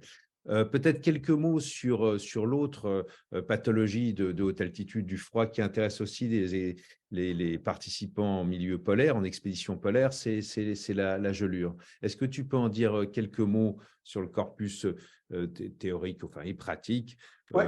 Et puis, donc, comment est-ce que ça se diagnostique et quels sont les remèdes? D'accord. Alors, bon, la gelure, en fait, c'est une obstruction de nos vaisseaux périphériques par les cristaux de glace qui vont venir boucher les vaisseaux et puis les détruire. Les cristaux de glace, ils vont percer la paroi des vaisseaux sanguins. Les gelures, elles vont pouvoir se mettre en place de deux façons et ces deux mécanismes, ils sont souvent liés. Le premier mécanisme, c'est un défaut de protection. C'est-à-dire que les protections qu'on met en place, elles ne sont pas suffisantes et l'air qui est à la surface de la peau devient négatif ou reste à zéro et on va geler l'extrémité. En fait, l'extrémité va se refroidir. Pourquoi c'est possible? C'est parce que en fait, notre cerveau va, pour gérer la température de notre corps, se servir de deux types de capteurs. Encore des capteurs. Des capteurs qui sont cutanés et qui sont comme des capteurs proches des capteurs de la nociception, de la douleur. Et ces capteurs, ils ont la mauvaise idée de ne plus fonctionner lorsqu'il fait froid. Et notre cerveau, lui, lorsqu'il ne reçoit pas d'infos de ces capteurs, pour lui, c'est que tout va bien. Or, comme le capteur est inhibé par le froid, le cerveau, à un moment, il n'aura pas l'information. Tiens, la peau est froide, on va geler sans s'en rendre compte. C'est pour ça que les gelures, elles s'installent de façon très insidieuse. C'est parce que le froid, et on l'utilise tous les jours en médecine, inhibe les capteurs de la nociception. Et puis, deuxième type de capteurs, des capteurs qui sont centraux, qui sont encore une fois situés au niveau des carotides et du ventricule gauche. Si les capteurs périphériques, ils mesurent la douleur liée au froid, les capteurs centraux, ils mesurent vraiment la température centrale. Et donc, les capteurs centraux permettent de dire j'ai froid, et les capteurs périphériques permettent de dire il fait froid. C'est la grosse différence. Ces capteurs centraux, ils vont donner l'information de la température, mais centrale, c'est-à-dire dans le tronc, au niveau du cœur. Et c'est la seule information vraiment fiable qui va remonter au système nerveux autonome. Parce qu'en fait, notre système nerveux autonome, son objectif, c'est de maintenir la température centrale à 37 degrés, mais au niveau du tronc. Le reste, il s'en tape. Et il va même plus loin, il va même sacrifier la périphérie pour pouvoir maintenir la température centrale à 37 degrés. Le corollaire de ça, c'est que lorsque votre température centrale diminue, donc lorsque vous devenez hypotherme, parce que vous n'êtes pas assez protégé, parce que vous êtes malade, notre cerveau autonome, pour essayer de limiter les pertes, eh bien, il va fermer la circulation périphérique. Et donc, au niveau de nos poignets, de la base de nos doigts, de nos phalanges, on a des petits vaisseaux qui d'habitude sont fermés, qu'on appelle les shunts, qui permettent de bypasser la circulation périphérique. Et plus on va avoir tendance à être hypotherme, plus notre cerveau il va ouvrir les shunts de façon proximale. Et c'est pour ça que dès qu'on va être hypotherme à 33 degrés, eh bien, il y a des shunts déjà qui vont s'ouvrir. 33 degrés. 33 degrés, on est encore dans l'hypothermie stade 1, qui est entre 35 et 32 degrés. Et déjà à 33 degrés, notre cerveau autonome, il voit que notre corps ne produit pas assez de chaleur, on n'est pas assez protégé. Lui, son rôle, c'est de protéger le cœur, les poumons, le foie. Le reste, il s'en tape. Il ouvre les vaisseaux périphériques. Et en ouvrant les vaisseaux périphériques, les doigts sont plus réchauffés et donc ils vont être encore plus exposés au froid. Et souvent, les patients qu'on trouve vivants après plusieurs jours dans des phases nord par moins 50, c'est ceux qui ont souvent les plus graves gelures. Ils sont vivants parce que leur système nerveux autonome a complètement fermé la circulation périphérique pour essayer de maintenir le plus longtemps possible la température centrale le plus haut possible. Vous, sur le terrain, il y a un signe clinique que vous devez avoir en permanence en tête, c'est le frisson. C'est quelqu'un qui frissonne de manière permanente, il est hypotherme stade 1. C'est-à-dire que sa température centrale, elle est à 35 degrés. Donc, pour ceux d'entre vous qui ont emmené des groupes en conditions froides, bon, déjà, il y a tout le check du matériel pour s'assurer que les gens ils ont bien les bonnes protections. Et au briefing, il faut toujours dire, si l'un d'entre vous frissonne, si vous envoyez un frissonné, vous me le dites immédiatement, mais immédiatement.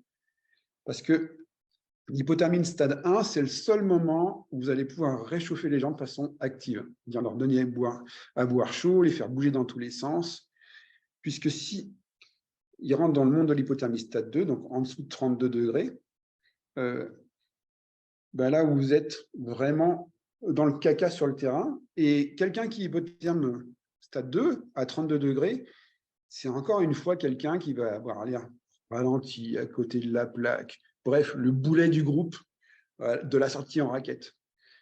Voilà, avant de vous dire, putain, j'ai encore traîné un boulet, demandez-vous, putain, est-ce que je n'ai pas laissé passer le frisson? Et demandez au groupe, putain, il y a quelqu'un qui l'a vu frissonner? Et ça, c'est vraiment important. Donc, le frisson, vous n'avez pas le droit de le louper en conditions froides lorsque vous emmenez des gens. Parce que si vous le loupez, vous ne saurez jamais où vous en êtes, à moins de lui mettre un thermomètre dans le rectum. Je ne pense pas que les clients des groupes soient d'accord pour ça. Et vous serez, la gestion sera compliquée. C'est toujours des gens qu'on va venir chercher avec le groupe Bredon sans trop réfléchir parce qu'on va les extraire du milieu. Et donc, vous voyez que Parce que notre cerveau autonome, il n'a qu'un seul objectif, c'est maintenir la température centrale à 37 degrés. Ben, il va se dire, ben voilà, la température centrale diminue, je ferme les extrémités, elles vont geler, ce n'est pas très, très grave. Pour vivre, on n'a pas besoin des mains et des pieds, en tout cas pour que la vie soit possible. Voilà. Et puis, si les protections ne sont pas adaptées, ben, vous allez aussi les geler. Et ces deux mécanismes, ils sont souvent intriqués. Voilà ce qui est pour la physiopathologie. Donc, le corollaire de ça, c'est que, eh ben, pour ne pas geler, déjà, il faut être bien réchauffé au niveau du tronc. Donc, ça veut dire qu'on ne doit jamais avoir froid au niveau du tronc, on ne doit jamais garder une première couche mouillée au niveau du tronc, parce que c'est des choses qui vont favoriser le refroidissement du tronc et les mécanismes de vasoconstriction. Pourquoi on a l'onglet, par exemple, lorsqu'on va faire une cascade de glace ou au ski de fond, voilà, vous allez au ski de fond, vous sortez de la bagnole qui est à 20 degrés, il fait moins 15 dehors, ben, votre cerveau, il a l'information, putain, ça caille sec au niveau des doigts, et puis il se dit, putain, il y a un très gros gradient, et donc sans réfléchir, il va fermer la circulation périphérique pour préserver la température centrale, sans devoir mesurer la température centrale. Et puis après, il va se rendre compte, ah ben non, moi, je suis toujours à 37 degrés. Donc, il va réouvrir la température, la circulation périphérique, et vous allez avoir une putain de douleur dans les mains. C'est ce qu'on appelle l'onglet. Donc, voilà, pour éviter tout ça, il faut aussi éviter les gradients de température trop importants. Lorsqu'on va au ski de fond, avant d'arriver, on ouvre un peu la vitre, on ne sort pas brutalement dehors, pour que notre cerveau ait le temps de comprendre que on est bien à 37 degrés, donc il n'a pas besoin de fermer la périphérie. Si malheureusement, vous découvrez une gelure, et on va souvent la découvrir de façon par hasard, le soir à l'arrivée, ou ce qui est vraiment important, en plus de la température, enfin du frisson, c'est que vous avez bien compris que les capteurs, ils sont inhibés par le froid. Donc, en conditions froides, on fait des checks réguliers des extrémités, parce que notre cerveau, il ne sait pas le faire. Donc, il faut que consciemment, on pense, nous, à le faire, parce que notre cerveau autonome ne sait pas le faire. Donc, les gelures, c'est assez facile à reconnaître. C'est blanc, c'est froid et c'est insensible lorsqu'on découvre la gelure. Ça va pouvoir toucher 1, 2, 3 phalanges. La première chose à faire, c'est de ne pas s'affoler et c'est de réchauffer dès qu'on peut. C'est-à-dire que de se rendre dans un point chaud et puis d'immerger la partie gelée dans de l'eau en faisant 37 degrés pendant 1 heure. Après 1 heure, on va ressortir et puis vous verrez que ce qui était blanc, pas sensible, ça va être devenu un petit peu grisâtre. Et c'est cette zone grisâtre qui va nous permettre de caractériser la gelure. Et en fait, c'est assez simple. Voilà, c'est issu du travail de Manu Cauchy, ce qu'on appelle la classification de Cauchy partout dans le monde. Voilà, moi je suis très très fier. C'était un gros travail. Et donc on va compter le nombre de phalanges atteintes. Donc lorsque vous avez que la pulpe, le bout de la phalange qui est atteint, bah, ça va être un grade 1. Lorsque vous avez au maximum la 3e phalange d'atteinte, ça va être un grade 2. Au-delà de la première phalange, ça va être un grade 3. Et au-delà de la 3e phalange, ça va être un grade 3. Au-delà de la première phalange, ça va être un grade 4. Pourquoi c'est important de faire ça le plus rapidement possible? C'est parce que les gelures, elles n'ont pas le même pronostic. Les grades 1 et les grades 2, il n'y a pas de risque d'amputation. Ça veut dire que ça va être moche, il va y avoir une évolution avec des flictènes, des bulles, mais notre doigt, il va toujours cicatriser. Pourquoi? C'est parce qu'entre le grade 2 et le grade 3, ben dans le grade 3, l'os, il a gelé également. Il n'y a pas que la peau qui a gelé. Et l'os ayant gelé, ben la peau, elle n'aura plus de tuteur pour repousser. Et donc, le saignement, il va finir par tomber au bout de 40, 50 jours. Donc, vous, sur le terrain, si vous avez quelqu'un qui a un grade 3 ou un grade 4, eh bien, il faut crier au secours le plus rapidement possible, puisque vous avez 48 heures pour le rapatrier dans un endroit où on est capable de traiter ce genre de gelure. Voilà. C'est l'autre partie du travail qu'on a fait à l'IFREMont et qu'on a publié en 2006 dans New England, où on a démontré qu'un produit qui s'appelle l'Ilomédine permet justement de passer pour un grade 4 d'un risque de 100% d'amputation à un risque de 30 à 40%. Mais manque de chance, ce traitement, on a 48 heures au maximum depuis le début des jours pour le mettre en œuvre. Et donc, c'est vraiment important qu'on ait fait le diagnostic topographique le plus rapidement possible. Alors, en France, tout va bien, parce que si ça vous arrive, il suffit d'aller aux urgences, et maintenant, le protocole, il est européen, et tout le monde appelle le même protocole, et on a l'Ilomédine partout en France. Si vous êtes loin de tout, eh ben, c'est quand même aussi important de le faire, puisque ça vous permet de demander à votre assisteur de faire ce qu'il faut pour vous rapatrier le plus rapidement possible à un endroit où, si possible, il y a de l'Ilomédine, ou, comme dans les pays nordiques, en Suède, en Norvège, il y a des radiologues qui sont capables de monter des petits guides pour aller injecter un produit pour déboucher les vaisseaux périphériques. Voilà. Voilà pour les gelures. En tout cas, voilà. Vous suspectez une gelure, vous réchauffez pendant 1 heure, et ensuite vous faites le diagnostic topographique. Voilà. C'est pareil, les schémas sont dans le petit bouquin, et puis c'est largement diffusé. Voilà, pour ceux qui sont intéressés, le protocole il est sur le site du réseau Neuralpin des urgences, renaud.org, et il est gratuit. Hein. Nous, on a fait le travail, on a fait le job, et on sait que ça sauve vraiment les extrémités. Et vous, en tant que pratiquant, en tant que professionnel de la montagne ou du froid, il faut faire le diagnostic topographique, parce que ça permet de savoir si effectivement, est-ce qu'on est dans une course contre la montre, ou est-ce qu'on a le temps de gérer l'évacuation tranquille, parce que de toute façon, il n'y a pas de risque d'amputation. Voilà. Merci Pascal. L'Ilomédine, évidemment, ça ne peut pas se prendre avec soi. Ce n'est pas comme le Célestène ou le sildenafil. Malheureusement, il n'y a pas de. C'est pas quelque chose Non, qui peut c'est emporter un en médicament qui est intraveineux. Voilà, c'est une perf sur plusieurs heures. C'est un médicament qui impose que les malades soient scopés, parce que ça peut faire chuter la tension de façon assez importante. Voilà. Donc, si on est médecin urgentiste, et qu'on va médiquer une XP, ça vaut le coup de se prendre 48 heures d'Ilomédine avec soi, mais avec un scope aussi. Mais ça oblige à être sûr de savoir poser la perfusion, voilà, et puis de pouvoir surveiller son patient. Mais c'est sûr que, en tout cas, ça fait des années qu'on se bat là pour qu'il y ait l'Ilomédine au camp de base de l'Everest. Il n'y en a toujours pas, mais il y en a par exemple à la CIWAC clinique à Katmandou. Et on essaye de prêcher la bonne parole dans tous les pays où il y a des hautes montagnes, où il y a du froid, mais ce n'est pas facile parce que c'est un médicament qui coûte très cher et en plus, qui pour une fois, n'est pas produit en Asie. Donc les pays d'Asie, ça leur coûte cette fois-ci la peau des fesses pour pouvoir en avoir. Ok.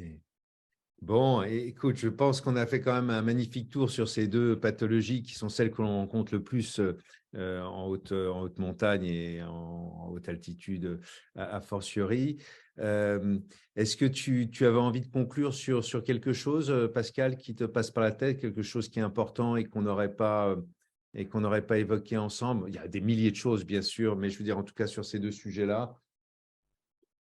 Non, ce qu'il faut bien savoir, c'est que l'hypoxie, ça impose du temps, mais qu'à l'opposé, c'est quand même une chance, puisque maintenant, il y a pas mal d'études qui sortent et qui démontrent clairement que les gens qui habitent entre 1500 et 1800 d'altitude, donc pas une hypoxie trop forte, mais une hypoxie quand même, ils sont généralement en meilleure santé que les gens qui habitent en plaine.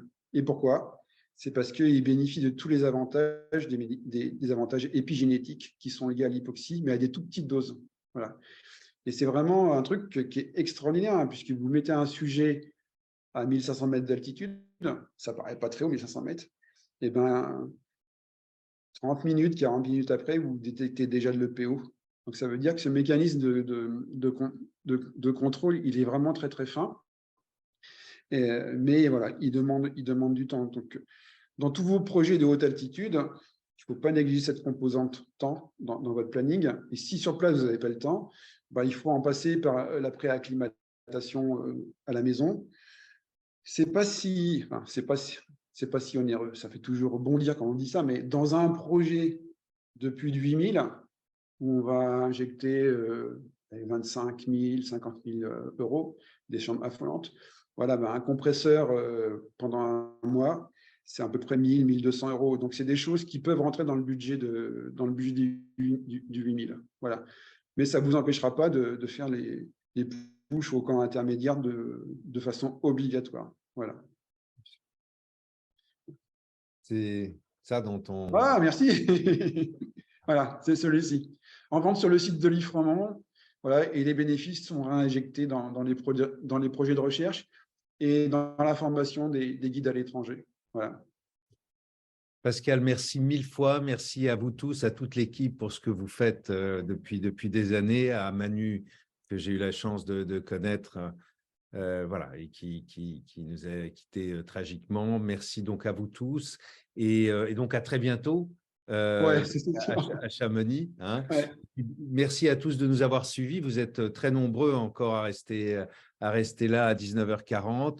On a un peu dépassé, mais là, vraiment, c'était une occasion qu'il ne fallait pas rater. Avoir Pascal avec nous pendant 1h30, c'était une grande chance. Merci beaucoup, Pascal, et à Bon, à bientôt. très bientôt. Et Ouais. si vous passez à Chamonix, passez nous voir, hein. Voilà, il y a toujours quelqu'un dans les locaux d'IFREMont qui sont dans une des tours de l'ENSA.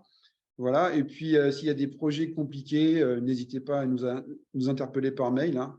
Mon mail est fastoche à retenir, pascal@ifremont.com.